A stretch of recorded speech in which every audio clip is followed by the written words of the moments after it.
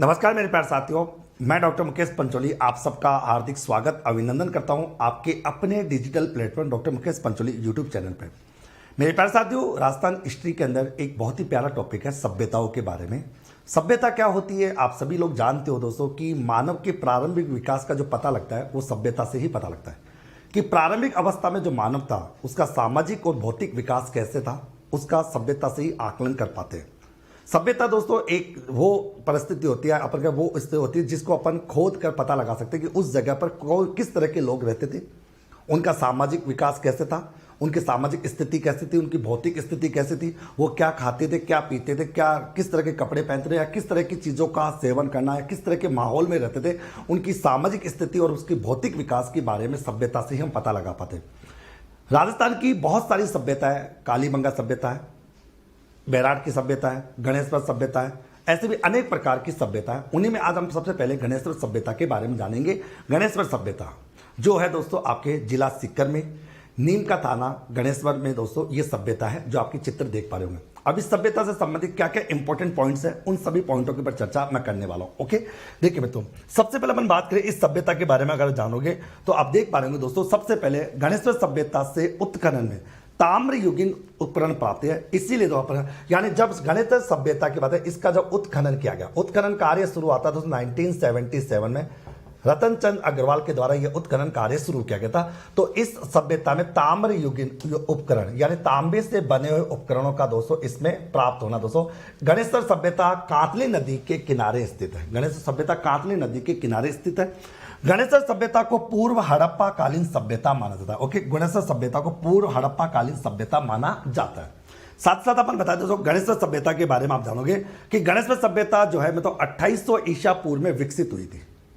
उसके साथ साथ दोस्तों गणेश्वर सभ्यता को पुरातत्व का पुष्कर भी कहा जाता है। पुरातत्व का पुष्कर भी अपन कहते हैं, गणेश्वर सभ्यता को पुरातत्व का पुष्कर भी कहा जाता है। मेरे प्यारे साथियों, गणेश्वर सभ्यता भारत में पहली बार किसी स्थान से इतनी मात्रा में ताम्र उपकरण प्राप्त हुए वो गणेश्वर सभ्यता है, जिसमें तांबे से बने बहुत सारे उपकरण, जैसा कि आप देख रहे हो, तांबे का बर्तन, तांबे की कुल्हाड़ी, तांबे का टुकड़ा, तांबे की छुरी और भी बहुत सारे कई प्रकार के तांबे के उपकरण देखने को मिले। और यहां पर गणेश्वर सभ्यता से तांबे का बाण और मछली पकड़ने का कांटा प्राप्त हुआ। तो इससे दोस्तों ये पता लगा सकते हैं कि तांबे का बाण प्राप्त होना, तो अपन कह सकते गणेश्वर सभ्यता के अंतर्गत अपन ये कह सकते कि उस जमाने में जब लोग वहां रहा करते थे तो उनको शिकार का भी शौक रहा होगा। साथ ही साथ दोस्तों अपन कह सकते हैं मछली पकड़ने का कांटा, इससे ये पता लगता है दोस्तों कि वो मांसाहारी प्रकृति थे, मछली वगैरह खाना दोस्तों उनका वो रहा होगा।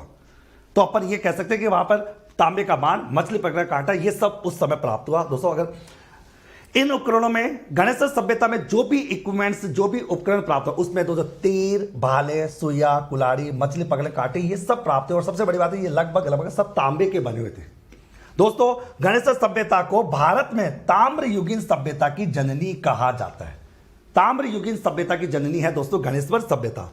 उसके साथ साथ गणेश्वर सभ्यता के उत्खनन कार्य, इसका जो बेसिकली गणेश्वर सभ्यता का पता लगा था दोस्तों 1972 में, लेकिन उत्खनन कार्य शुरू किया था रतन चंद अग्रवाल ने 1977 में, और इसका विस्तृत उत्खनन कार्य 1978-79 में विजय कुमार के द्वारा करवाया गया था।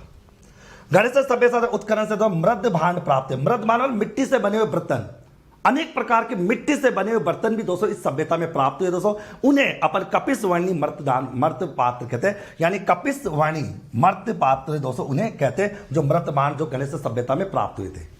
इसी साथ साथ दोस्तों अपन कहते हैं गणेश सभ्यता से मिट्टी के छल्लेदार बर्तन प्राप्त होना। साथ साथ दोस्तों गणेश सभ्यता काले और नीले रंग से अलंकृत मृद पात्र प्राप्त होना, काले और नीले रंग से। साथ साथ अपन कैसे तो गणेश सभ्यता में बस्ती को बाढ़ से बचाने के लिए, यानी जो बस्ती उस समय वहां निवास करती थी उसको बाढ़ से बचाने के लिए वृत्ताकार पत्थर का बांध बनाने का प्रमाण मिला कि उस समय वृत्ताकार पत्थर के बांध बने थे। वो बांध क्यों बनाए गए थे? बस्ती जो थी उसको बाढ़ से बचाने के लिए। गणेश्वर सभ्यता में ईंटों के उपयोग के प्रमाण नहीं मिलते कि वहां ईंटों का कोई उपयोग हुआ, ऐसा नहीं। जनरली पत्थर का या मिट्टी का ही उपयोग वो किया करते थे, ईंटों का उपयोग वहां पर नहीं होता। ईंटों का कोई भी प्रमाण पत्र वहां पर मतलब कोई प्रमाण वहां नहीं मिला। साथ साथ दोस्तों अपन कैसे थे गणेश सभ्यता के अंदर मिट्टी के छल्लेदार बर्तन के केवल गणेश सभ्यता में प्राप्त है, यानी मिट्टी के जो छल्लेदार जो बर्तन मिले वो केवल गणेश सभ्यता में ही प्राप्त हुए। गणेश सभ्यता के उत्खनन से दोहरी पेचदार सिरे वाली ताम्र पिन प्राप्ति सबसे ज्यादा इंपॉर्टेंट है कि गणेश सभ्यता के उत्खनन से दोहरी पेचदार सिरे वाली ताम्र पिन जो प्राप्ति है वो 1978-79 में जब खुदाई हुई थी उस समय प्राप्त हुई थी।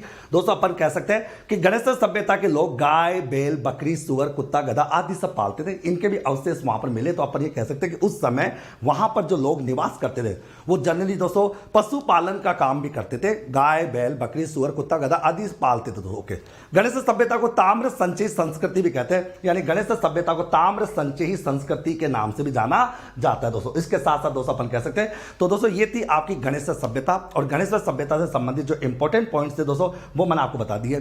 दोस्तों इसी प्रकार राजस्थान की विभिन्न प्रकार की सभ्यताओं के बारे में महत्वपूर्ण जानकारी आपको इन वीडियो के माध्यम से मिलती रहेगी। वीडियो देखने के लिए चैनल को सब्सक्राइब कर देना दोस्तों, और बेल आइकन को दबा देना, जिससे आपको लेटेस्ट इंफॉर्मेशन आपको मिलती रहे। और दोस्तों आपकी हिस्ट्री की क्लासेस भी प्रॉपर तरीके आपको मिले, और हर सभ्यता के बारे में आपको छोटे छोटे वीडियो से आपको जानकारी मिले। वीडियो को देखकर दोस्तों आप कमेंट जरूर करें कि कैसी लगी क्लास, और इससे संबंधित अगर आप कोई जानकारी और प्राप्त करना चाहते हो तो कमेंट बॉक्स में कमेंट करें। धन्यवाद दोस्तों, थैंक यू सो मच दोस्तों, ऑल द बेस्ट।